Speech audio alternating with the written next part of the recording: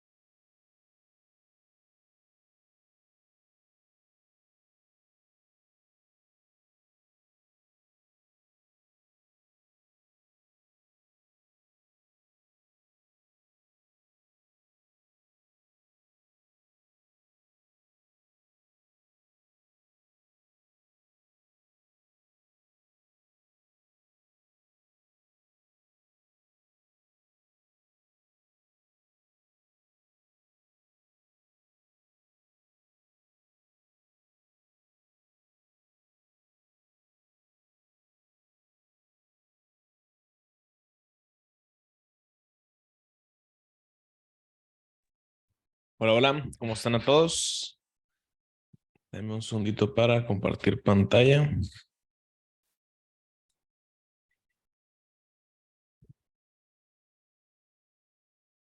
Perfecto. Bueno, primero que nada me presento, soy José Salido, vengo de parte del equipo de Conta.com. Algunos de ustedes puede que ya nos conozcan, si no nos conocen, ahorita les damos una breve introducción a qué es Conta.com.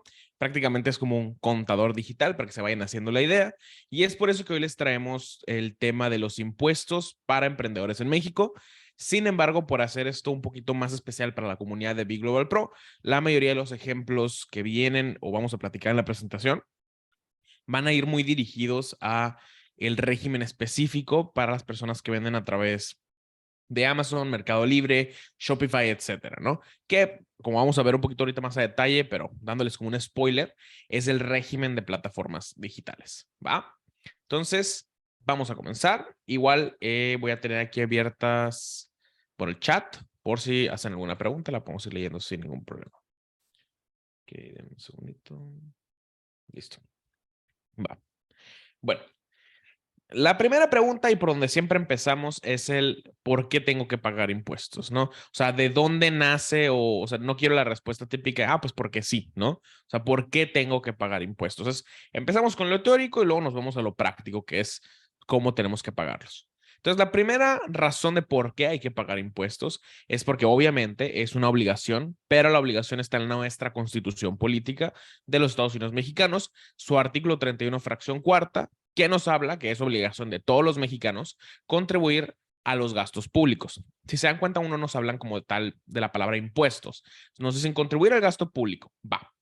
¿De qué gastos públicos o de quiénes? De la federación, de los estados, de los municipios, dependiendo en dónde residas, ¿va? Por ejemplo, si yo vivo aquí en Hermosillo, Sonora, entonces voy a contribuir a los impuestos municipales de Hermosillo, estatales de Sonora y federales de México, ¿va? Pero una persona que a lo mejor vive en Tijuana, entonces va a contribuir a los gastos, sí, los gastos públicos municipales de allá, los gastos estatales de Baja California y los federales de México, ¿va? Entonces, esa es la parte que puede variar dependiendo en dónde vivamos. Pero en esta plática vamos a estar hablando más que nada de los impuestos federales, que son el ISR y el IVA, ¿no? Entonces, que son como los más importantes y los que ahí sí que nadie nos escapamos de pagarlos. Entonces, es importante que sepamos, antes de pasar a la siguiente lámina, que estas contribuciones se van a pagar de manera proporcional y equitativa que dispongan las leyes, ¿va? Entonces, vámonos al siguiente documento que ya nos habla de impuestos, que es el Código Fiscal de la Federación. Es el primer documento que ya nos empieza a hablar solamente en materia de impuestos. Y el primer artículo, lo primero que nos dice es que hay personas físicas y que hay personas morales. Y aquí siempre vienen dos preguntas importantes. ¿Quién soy yo y cuál me conviene ser?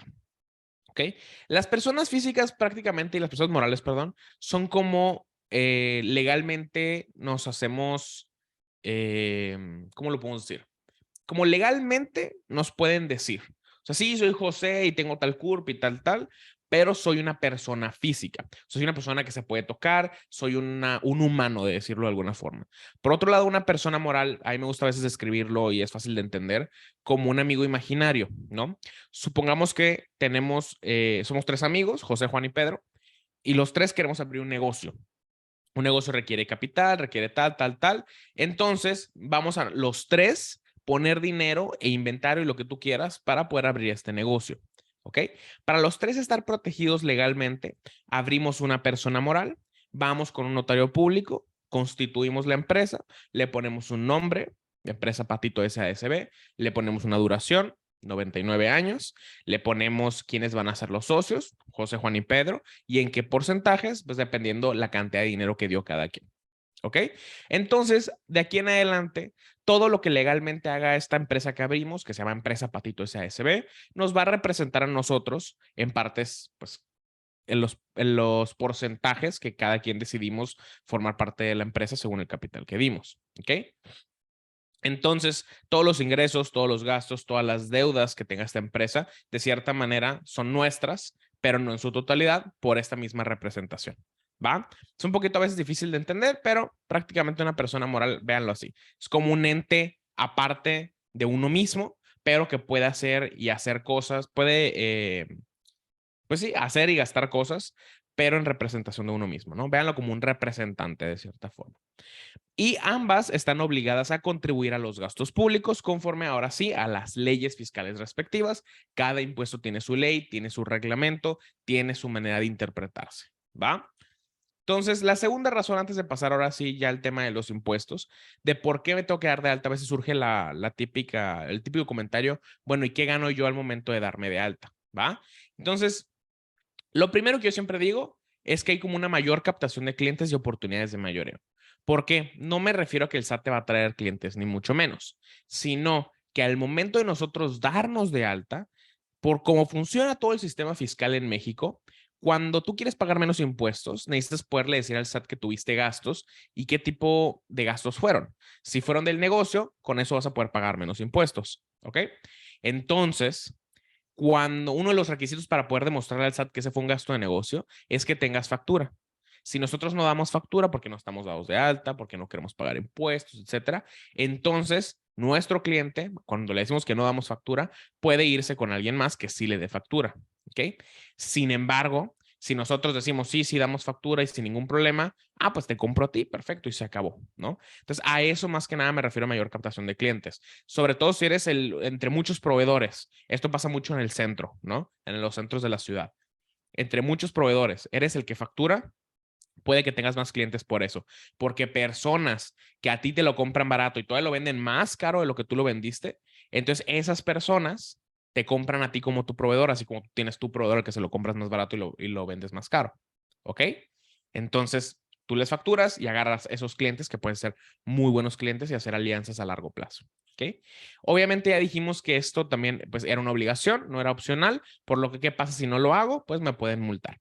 La multa depende mucho de qué es lo que se está haciendo, si es que no te diste de alta, si es que no estás haciendo tus declaraciones, si es que no estás presentando tus ingresos.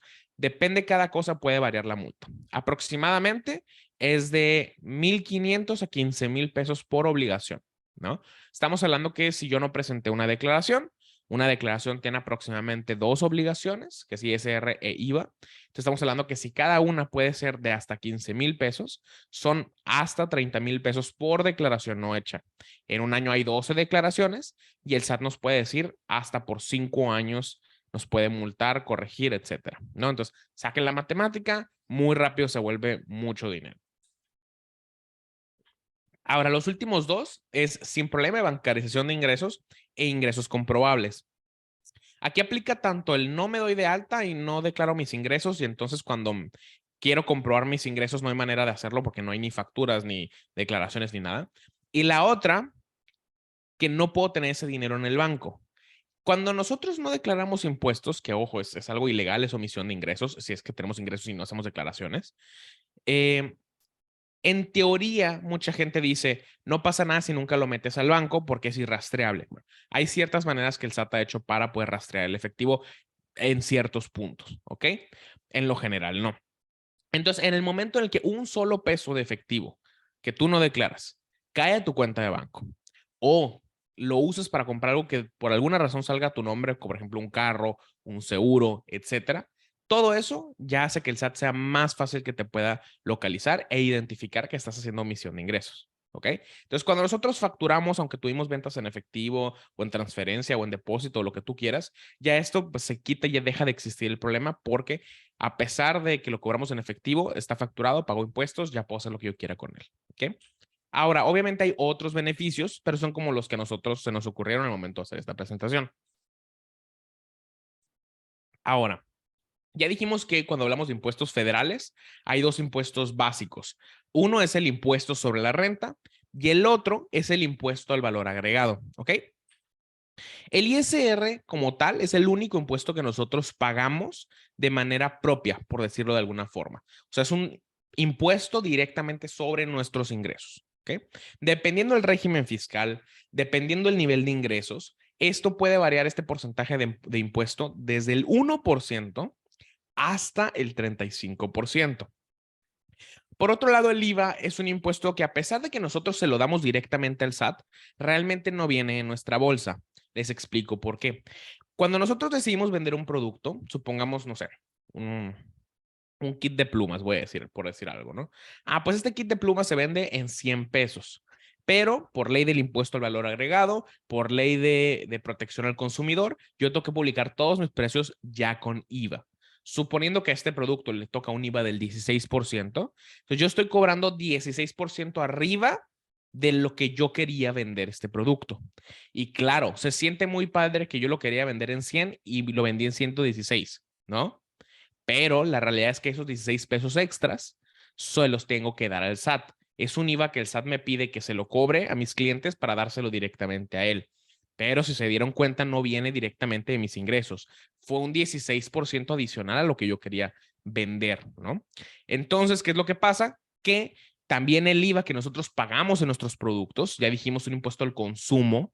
Entonces, cuando yo compro para mi negocio, que son deducciones, que ya lo dijimos ahorita, gastos del negocio, ese IVA, el SAT me lo tiene que regresar.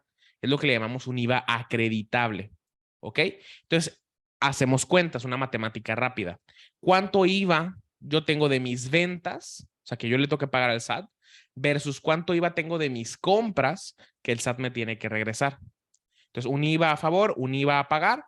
¿Cuál es mayor? Y va a determinar si le tengo que pagar al SAT todavía más IVA del que yo cobré, porque fue más que del que gasté, o si el SAT me tiene que regresar. ¿Okay? Si lo vemos de esta forma, puede ser muy sencillo, porque imagínate que tú tuviste ventas por 10,000 pesos en el mes.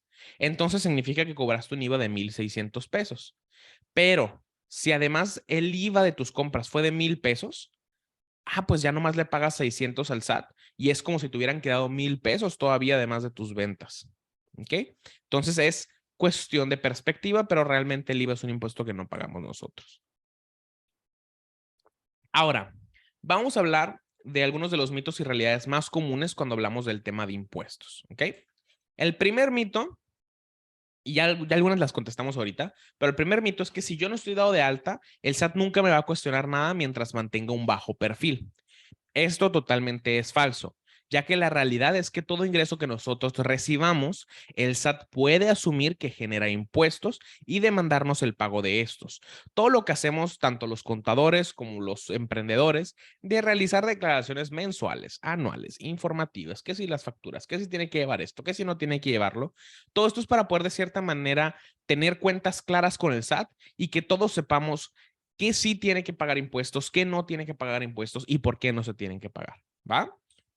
Otro mito es que yo no tengo por qué preocuparme por nada del SAT porque solamente soy asalariado por el momento, ¿ok? Esto también es falso.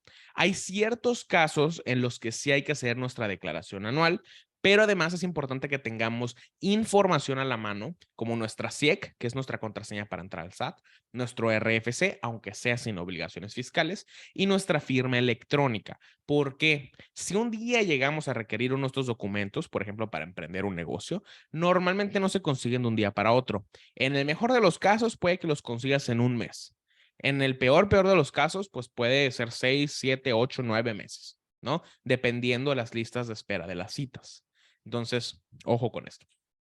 Otro mito, todos los ingresos que yo no declare los puedo meter a mi cuenta no fiscal. ¿Okay? Esto es falso desde muchísimos años atrás, 2014 aproximadamente. Ya no existe como tal la cuenta personal o cuenta no fiscal porque todas las cuentas están totalmente fiscalizadas por el SAT. ¿Okay? Recordemos que aunque no cuenten con un RFC, o sea que no sean cuentas de actividad empresarial, cuando las dimos de alta o nos pidieron nuestra identificación oficial o nuestro CURP o nuestra fecha de nacimiento, etcétera, que todas son cosas que pueden generar nuestro CURP. Y el RFC, recordemos, no existe desde que nos damos de alta en el SAT. Existe desde que tenemos un CURP. ¿Ok? Lo único es que ese RFC no está activo y hay que activarlo. Y es por eso que vamos al SAT a activarlo. ¿Va? Pero entonces, movimiento que tengamos que se represente en nuestra CURP, movimiento que se puede reflejar en el SAT.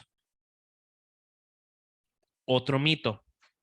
Todos los gastos que yo haga, puedo disminuirlos de mi pago de impuestos. Esto es falso, ya dijimos, solamente los gastos de negocio que se le llaman deducciones. Y estas deducciones tienen que cumplir con ciertos criterios que comúnmente se plasman en ciertos artículos de la ley, pero principalmente es que sea estrictamente indispensable para tu actividad económica. Otro mito, si yo abro un local o una tienda, puedo mientras voy empezando no facturar para no declarar tanto impuesto. Esto obviamente es falso y además personal del SAT se encarga de ir a comprar artículos misceláneos, o sea, de lo que sea, para pedir factura. Si les niegas la factura, al día siguiente van y te clausuran el negocio, ¿va? Te lo clausuran hasta obviamente que te regularices. Ahora vamos a hablar un poquito de los regímenes fiscales que existen para personas físicas. Para personas físicas, principalmente son 5 regímenes, que es el régimen simplificado de confianza, el régimen de arrendamiento, el régimen general de personas físicas, el régimen de sueldos y salarios y el régimen de plataformas digitales. ¿Ok? El régimen simplificado de confianza, o también llamado RECICO, es exclusivo para pequeños contribuyentes o lo que el SAT determina como pequeños contribuyentes, que son personas que facturan menos de 3.5 millones de pesos en el año. Estos pueden prestar desde servicios profesionales a cualquier actividad empresarial. Régimen de arrendamiento es exclusivo para contribuyentes que se dediquen al arrendamiento de bienes inmuebles. Régimen general, este está abierto de manera general para todas las personas físicas que se dediquen a prestar servicios profesionales o por actividades empresariales. Este es como el comodín de la baraja de los regímenes fiscales. Tenemos el de sueldos y salarios, que este es obviamente exclusivo para personas que reciban una nómina, ya sea diaria, semanal, quincenal, mensual, etcétera. Y obviamente los tengan registrados en el Seguro Social, les hagan retenciones de ISR, etcétera. Régimen de plataformas digitales exclusivo para contribuyentes que se dediquen a la prestación de servicios o venta a través de plataformas digitales. ¿Ok? Que ese es un poquito del que vamos a hablar para todo el tema de Mercado Libre, Amazon, etcétera. ¿Ok? Las obligaciones que tenemos al momento de emprender un negocio es obviamente inscribirnos al RFC. Ya vimos qué régimen nos tocaría. Tenemos que empezar a llevar contabilidad, expedir comprobantes, que son las facturas, presentar declaraciones mensuales y la declaración anual, informar pagos en efectivo, oro o plata mayores a 100,000 pesos. Esto es por ley de prevención del lavado de dinero. ¿Ok? Ahora, el régimen de plataformas digitales tiene dos modalidades. Tiene la modalidad de pagos definitivos y la modalidad de pagos provisionales. Pagos provisionales prácticamente es, vas a pagarme del 1.92% al 35% ISR y 16% de IVA, pero puedes aplicar deducciones, ¿ok? O sea, si en un momento invertiste mucho y tuviste pérdidas, no pagas impuestos, ¿ok?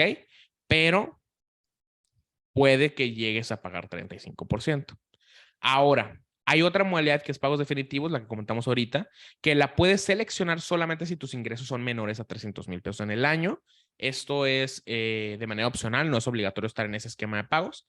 Y pagos definitivos lo que te dice es que no puedes aplicar deducciones, pero lo que la plataforma te retenga, tú ya no tienes que pagar más. Eso se considera como definitivo, ya no tienes que hacer declaraciones mensuales, anuales, nada, siempre y cuando no cruces esta brecha de 300,000 pesos de ingresos en el año. ¿Ok? Ahora, la típica pregunta, ¿cómo puedo pagar menos impuestos? Y aquí mucha gente siempre sale con la pregunta de, bueno, vamos a hablar de estrategias fiscales. ¿Ok? Déjenme romperles un poquito la ilusión que para personas físicas prácticamente ya no existen estrategias fiscales o lagunas fiscales. Ahora, hoy en día, las estrategias fiscales, más que nada, se basan en que son muy caras y a muy largo plazo. Y con caras no me refiero a que le vas a pagar un contador mucho para que te lo haga. No, me refiero a que usualmente lo que tienes que, el paso a paso que tienes que hacer para que esta estrategia fiscal funcione, sueles necesitar millones de pesos, porque usualmente estamos hablando de amparos, estamos hablando de irnos a juicio y estamos hablando de que si uno de esos dos se pierde, es gastar muchísimo dinero en volver a hacer las declaraciones, autocorregirte, pagar multas, recargos, actualizaciones, etcétera. Pero en caso de que lo ganaras, el beneficio es muy grande, ¿va? Pero aquí estamos hablando usualmente, como les digo, de gente que se va a juicio con el SAT, tratar de ampararse y usar ciertos criterios que están en el SAT, jurisprudencias, etcétera, tesis, para tratar de alegarle al SAT. Y, por ejemplo, una de las más comunes es que la gente siempre quiere poder deducir un carro independientemente del monto en su totalidad, en vez de los 175,000 pesos que te permite la ley. Es un amparo que se ha perdido innumerable cantidad de veces, siempre se ha perdido, nunca lo han podido ganar. ¿Ok? Pero hay gente que se sigue arriesgando, tratando de gastar dinero en abogados y muchas otras cosas más para poder, obviamente, poder deducir eso. Entonces, ¿cómo le podemos hacer nosotros como personas físicas que recién estamos empezando un emprendimiento? La respuesta más clara es tener un control de nuestro flujo de efectivo. Por ejemplo, lo que decíamos del IVA. Entender que ese IVA no es nuestro, pero entonces tampoco hay que gastárnoslo hasta que paguemos el impuesto de ese periodo, de ese mes, para determinar cuánto es lo que nos sobró. Porque luego te gastas el IVA y entonces cuando llega el momento de hacer la declaración de impuestos y que tienes que pagar ese IVA, pues sí sientes que te lo están cobrando a ti. Pero también se trata de aprender a aplicar todas las deducciones que podamos. Estas son la mayoría de las deducciones que podemos aplicar en cualquier régimen, siempre y cuando hagan sentido con el negocio. Aquí mucha gente a veces me pregunta, oye, ¿qué sí puedo deducir? Más bien la respuesta que te puedo dar es que no puedes deducir, porque el SAT no te dice que sí puedes deducir, te dice que no puedes deducir y para todo lo demás te dice siempre y cuando puedas justificar que sea estrictamente indispensable para tu actividad económica, te voy a dejar deducir. ¿Ok? O sea, en este caso, todo lo que tengamos como costo de ventas o materia prima, es decir, cosas que compremos para luego transformar, vender o solamente para venderlas, son totalmente deducibles. La luz, la electricidad, si es que rentamos algún local, es totalmente deducible. Agua, internet también. Activo fijo, hoy en día un celular, una computadora y un coche son prácticamente 100% necesarios para cualquier negocio que me pongas. Entonces, son deducibles mediante depreciación y con sus respectivos topes, ¿ok? Gastos de viaje, si tenemos que salir de la ciudad por algún proveedor para cerrar algún cliente, podemos deducirlo. Gastos de venta, por ejemplo, si gastamos en fletes, importaciones, todo eso. Gastos de operación, si es que ya tenemos, por ejemplo, nómina o tenemos, por ejemplo, gastos de papelería, impresiones, etcétera. Todo eso también puede aplicar ahí, ¿va? Entonces, entre tener un buen flujo de efectivo y escoger el mejor régimen fiscal, que en este caso sería plataformas digitales, con la posibilidad de pagos definitivos, ya con eso es la mejor estrategia fiscal que podemos tener como personas físicas, ¿va? Ahora, para poder hacer tus declaraciones, es indispensable que sepas qué ingresos van en tu declaración mensual, qué ingresos van en tu declaración anual, qué deducciones puedes realizar, qué cosas no vas a poder deducir. Cuando hablamos de activo fijo, ¿cómo es el procedimiento para la deducción de inversiones? La facturación es importante hoy en día, sobre todo con la factura 4.0, que tengamos todo en orden. Como les dije ahorita, un buen control del flujo de efectivo. Y lo más importante de todo, que todo lo que hagamos siempre tenga fundamentación fiscal. ¿Va? Entonces, ahora, antes de pasar a la parte de preguntas y respuestas, les dije que les iba a explicar un poquito y rápidamente qué es Conta.com. Prácticamente Conta.com es una plataforma de contabilidad para personas físicas que recién están empezando un negocio, ¿no? Es decir, personas que generan menos de 4 millones de pesos en el año. Aquí estamos hablando de que les prestamos el servicio de contabilidad. Es un servicio, o sea, no es para que tú hagas tu propia contabilidad. Es un servicio de contabilidad más económico que de lo habitual. Estamos hablando de, ya con IVA, 799 pesos aproximadamente en el plan más básico y en el plan, el Pro, que es el que tiene muchas más cosas, ese ya pues está como en 1100 ya con IVA, ¿no? Entonces, este servicio lo que te ofrece obviamente es el sistema de declaraciones, asesoría fiscal en cualquier momento a través de videollamada, teléfono, WhatsApp, como gustes, y el tema de la facturación. Tenemos un portal de facturación totalmente gratuito y ahorita ya estamos en pláticas con Amazon y Mercado Libre para que se conecte directamente a tu cuenta y te factura automáticamente todas tus ventas. Eso es algo que aún no está, pero ya está por salir. O sea, no tenemos tal fecha porque nos tienen que dar permiso los de Amazon y Mercado Libre para ya poder anunciarlo, pero es algo que ya se está haciendo. 700 pesos en qué periodo mensual. Así es, siempre que hablamos de un servicio de contabilidad, estamos hablando de un servicio mensual, no una cuota mensual, así sea como en este caso Conta o así sea cualquier contador físico, o sea, persona, te va a cobrar una mensualidad, ¿no? Normalmente nunca te cobran un cobro único anual. Solamente que no son 700, o a lo mejor no se escuchó bien, son 799. Para que luego no se sorprendan, pues porque sí son como 700, pero antes de IVA. Y ya con el IVA son como 799, 800, algo así.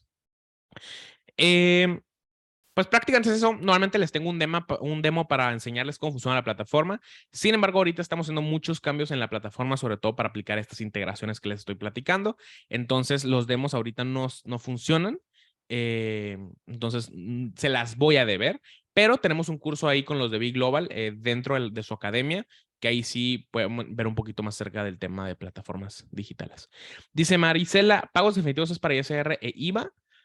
Pagos efectivos es un esquema dentro de tu régimen fiscal. Así es. Entonces, pues sí, es para tus declaraciones que contienen ISR e IVA, pero digamos que no es como algo que específicamente afecta a esos dos impuestos. Es más que nada como algo que afecta a tu régimen fiscal. Es importante, obviamente, mencionar que si ustedes van a estar en el esquema o están en el esquema de pagos definitivos, pues de cierta manera no les podemos brindar servicio porque no lo necesitan. O sea, más que si quisieran que les diéramos servicio, pues claro.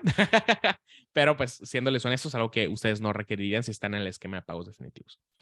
Dice Vicky, ¿la mensualidad incluye todo? Me refiero, yo me preocuparía de presentar las declaraciones. No, prácticamente lo que tienes que hacer es una vez al mes para meterte a la plataforma, subir tu información de ingresos, o sea, tus estados de cuenta.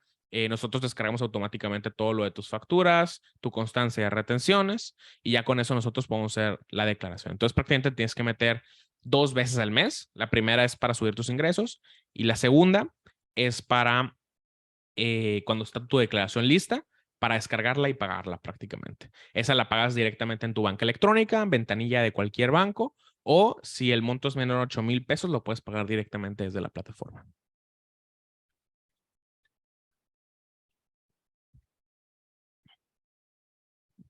¿Alguien más que tenga alguna pregunta? Ya sea de la plataforma o de impuestos en general puede ser.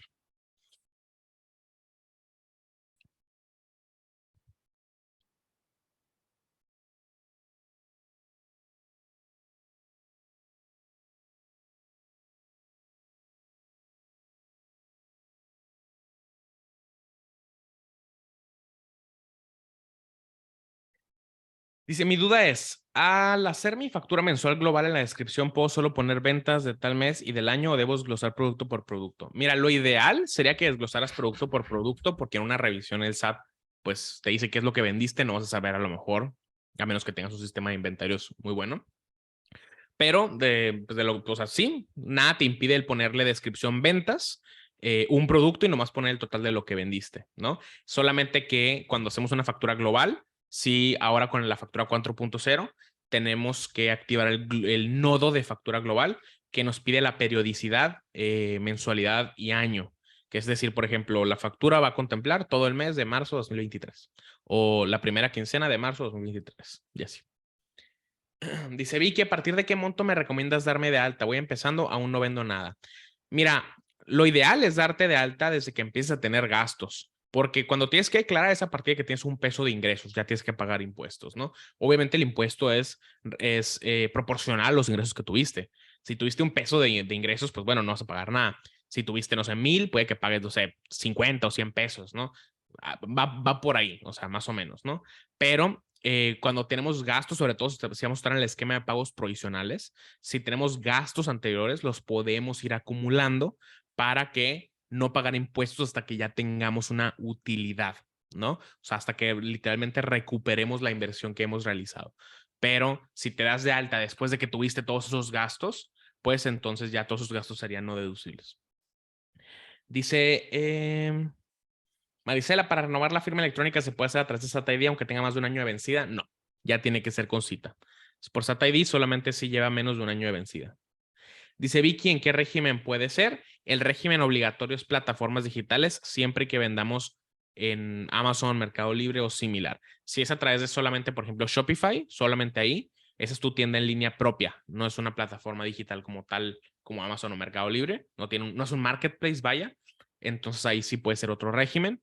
Sin embargo, si es un marketplace, como el caso, como te digo, de Amazon y Mercado Libre, es el régimen de plataformas digitales. Dice Edith, trabajo desde casa, puedo deducir servicio de luz, aunque en el cuerpo del recibo no tenga mi RFC. El servicio está a mi nombre y con mi domicilio fiscal, pero no indica el RFC. No podemos deducir nada de lo que no tengamos factura. Para tener factura tiene que contar con tu RFC y de igual forma no pudieras deducir tu recibo de luz. Hay una condición que te permite deducir cierto porcentaje del recibo de luz e internet de casa a habitación si trabajas en modalidad home office, que es designar un porcentaje, por ejemplo, y tienes un porcentaje verídico porque pueden ir a comprobarlo. suponiendo que la casa tenga 4, vamos a dividirla en 4 partes, como en 4 recámaras, ¿no? Entonces, si una de esas recámaras tú la utilizas como oficina y tienes tu bodega, tu inventario y tu computadora y tu impresora y todo eso, pues puedes decir que entonces que el 25% de la luz la puedes deducir. Pero para eso, obviamente si rentas, también el 25% de la renta tendrían que solicitarle a tu arrendador que le agregue IVA, ¿no? Porque no puede, cuando nos rentan casa habitación, usualmente no lleva IVA por el tema fiscal, ¿no? O sea, te dicen que cuando es renta casa habitación no lleva IVA. Pero si ya vas a designar un porcentaje como local comercial, o sea, como oficina en este caso, pues sí tiene que llevar 16% de IVA, ¿no? Dice, recibo una mensualidad por parte de mi papá, ¿la tengo que declarar? No. Cuando recibimos ingresos de ascendientes o descendientes en línea recta, que estamos hablando padres, abuelos, tatarabuelos, hijos, nietos, bisnietos, son exentos de impuestos sobre la renta. Cuando ya hablamos en laterales, o sea, por ejemplo, hermanos, tíos, así, ya esos sí puede haber un problema fiscal, ¿no? También cuando hay depósitos entre cónyuges no hay ningún problema. En concubinato puede haber un problema. ¿Alguna otra pregunta, chicos?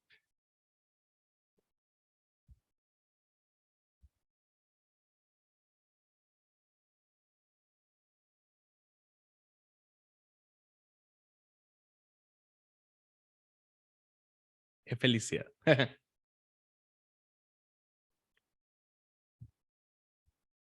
Dice, mi amiga y yo compartimos la cuenta de Netflix y me puse a su parte. Eso lo tengo que declarar. Mira, siempre y cuando el monto total que recibamos de donativos sea menor a 3 sumas anuales, que estamos hablando de como 110,000 pesos en el año, no hay problema, ¿no? O sea, el SAT te deja tener ingresos exentos por donativos hasta esos montos. El problema es cuando tenemos montos muy recurrentes, así de postos que decimos son donativos, cada vez nos arriesgamos a que el SAT nos diga, a ver, compruébame que es un donativo.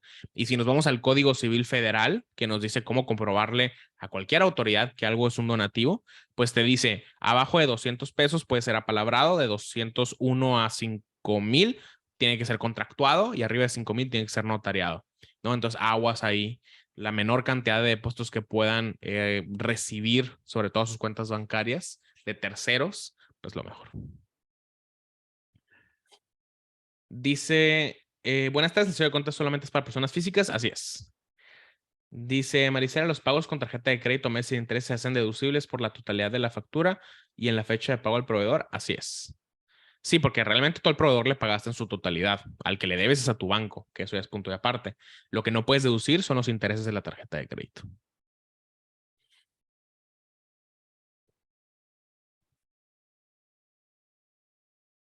¿Alguna otra pregunta, chicos? Chicos, chicas.